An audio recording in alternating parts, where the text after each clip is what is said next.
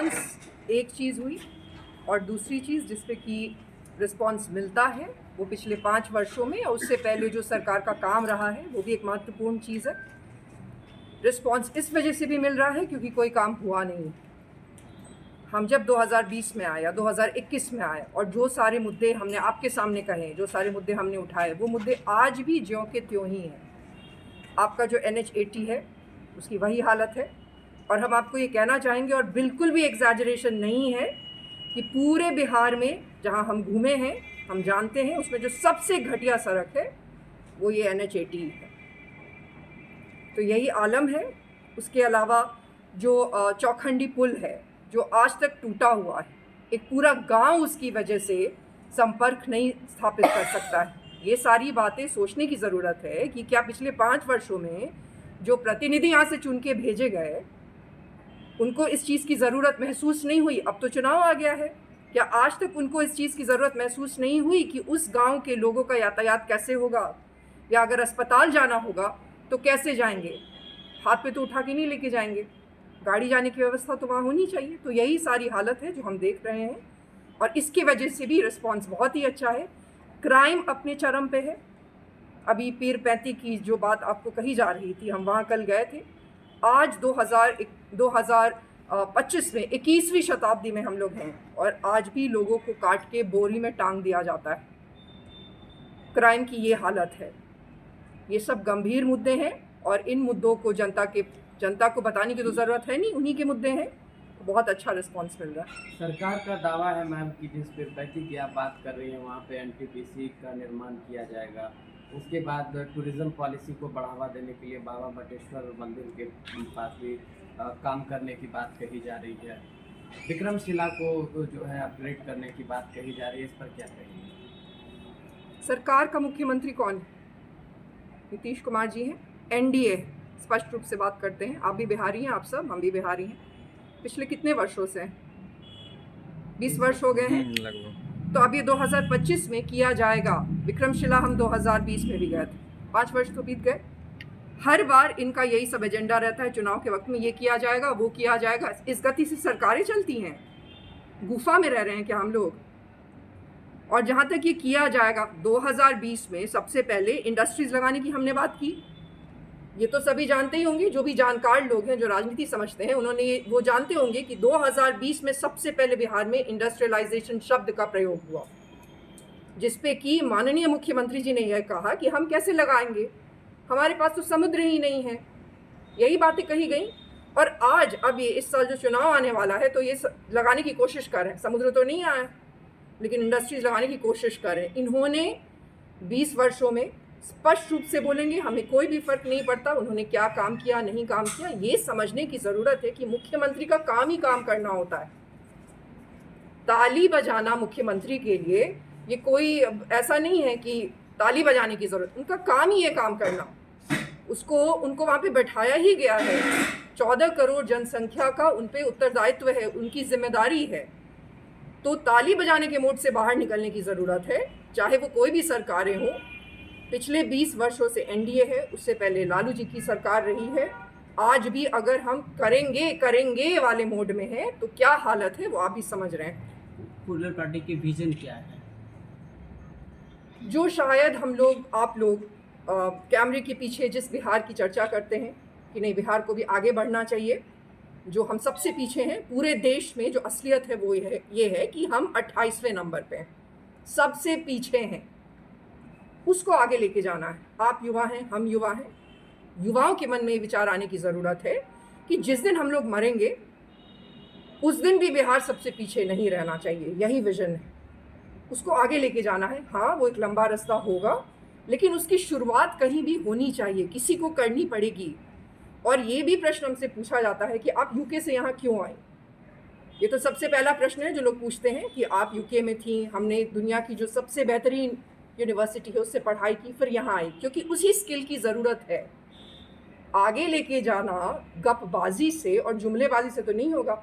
आजकल तो सब गपबाजी कर रहे हैं कि आगे लेके जाएंगे, वो उन स्किल्स से होगा। इतनी सारी समस्याएं जो हमने आपको बताई हैं, जो एक सिस्टम है जो कागज़ पे है, जो एक संविधान है जिसमें लोगों को अधिकार मिला है, वो कुछ भी ज़मीन पे नहीं है। उसको ज़मीन पे लागू करने के लिए उस सिस्टम को सुचारू रूप से चलाना पड़ेगा। वही विजन है, उसको चलाएंगे। रिश्वतखोरी हर जगह है, दलाली हर जगह है। पिछले 20 वर्षों में क्या हुआ है? पावर जो है वो सिर्फ कुछ लोगों के हाथ में है, चाहे वो कोई भी सेक्टर हो। अब कोई भी सेक्टर उठा के देख लीजिए, सिर्फ राजनीति नहीं, चाहे मेडिकल सेक्टर हो, चाहे सरकार के जितने लोग हैं काम करने वाले, ब्यूरोक्रेट्स हो, वो लोग हो, मीडिया का सेक्टर हो, सब में पावर अब एक जगह कॉन्सेंट्रेटेड है, उन्हीं लोगों के हाथ में। उस सिस्टम को गिराना पड़ेगा, नए लोगों को वो एम्पावरमेंट देनी पड़ेगी, क्योंकि बिहार तो सबका है। वही विजन है, आगे लेके जाना। प्रशांत किशोर भी हास्यास्पद लगता है मुझे थोड़ा इस बात पे दुख भी होता है। और हम एक चीज़ करने की कोशिश कर रहे हैं, आप भी जानते हैं वो चीज़ क्या है।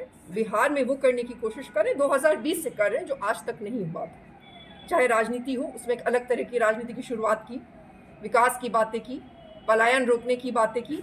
आज वो सभी लोग वो बातें कर रहे हैं जिनकी वजह से ये सारी दिक्कतें हैं। क्या चिराग पासवान जी अभी नया आज ही आए हैं उनके पास? और हमें दुख इस बात का होता है कि आप सोचिए कि किसी को इतनी आसानी से, आसानी ही है ना, किसी को इतनी आसानी से एमपी का पद मिल जाता है अपने पिता की वजह से। देश के जो सबसे बड़े व्यक्तित्व हैं, माननीय प्रधानमंत्री जी नरेंद्र मोदी जी, उनकी वजह से। और आप कुछ नहीं करते। आप बिहार को क्या नंबर 1 बनाएंगे? आप क्या अपनी कंस्टिट्यूएंसी को आज तक नंबर 1 बनाए हैं? आप रिपोर्ट कार्ड दीजिए, 365 डेज होते हैं एक साल में। आप कितने वर्षों से एमपी हैं और कितने दिन इन जगह पे गए? हमें उनसे व्यक्तिगत कोई दिक्कत नहीं, लेकिन जनता की तरफ से भी तो कोई पूछने वाला चाहिए। और बात यहीं ख़त्म नहीं हो जाती। हमें गंभीर बात आपको बताएंगे। अभी कुढ़नी में जो बलात्कार हुआ था, आप सब जानते होंगे, मुजफ्फरपुर में एक पासवान परिवार था, उसमें हुआ था, वो वहाँ नहीं गए। तो सिर्फ क्लेम कर देने से सिर्फ जन्म से कोई नेता नहीं बनता है, कर्म से नेता बनता है। कोई भी व्यक्ति किसी के लिए भी काम कर सकता है, उसमें वो नीयत होनी चाहिए। बिहार ने आपको बहुत कुछ दिया है। हम और एक और भी बात बोलेंगे, यहाँ हैसियत की बहुत बड़ी बात होती है, बहुत ज़्यादा बात होती है। हमारे बिहार में हैसियत की बड़ी बात होती है। हैसियत जो है इन लोगों की, वो बिहार की वजह से है, बिहार की जनता की वजह से है।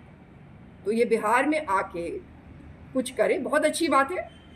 अब तो 2020 के बाद से बहुत सारे मुख्यमंत्री कॉन्टेंडर हैं, बहुत अच्छी बात है।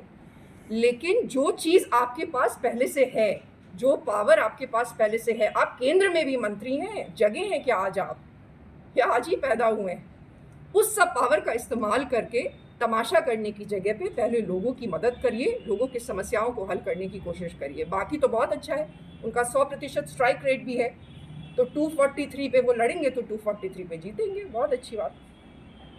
प्लूरल्स पार्टी की महायान यात्रा के अंतर्गत पार्टी की जो प्रेसिडेंट हैं पुष्पम प्रिया चौधरी जी, वो बिहार के विभिन्न जिलों का भ्रमण कर रही हैं, प्रखंडों और गांवों में जा रही हैं। उसी क्रम में कल भागलपुर आई हैं और कल भागलपुर के कई विधानसभा क्षेत्रों का उन्होंने दौरा किया है, जैसे गोपालपुर, बीरपुर और पीरपैंती। और आज भागलपुर में भी कई और अन्य क्षेत्रों का, भागलपुर विधानसभा, नाथनगर इत्यादि का दौरा होने वाला है। मुख्य उद्देश्य यह है महायान यात्रा का कि बिहार को उसकी महानता की वापसी के लिए वो उस गौरव का एहसास दिलाना है जो 2020 से पुष्पम प्रिया चौधरी जी लगातार कर रही हैं।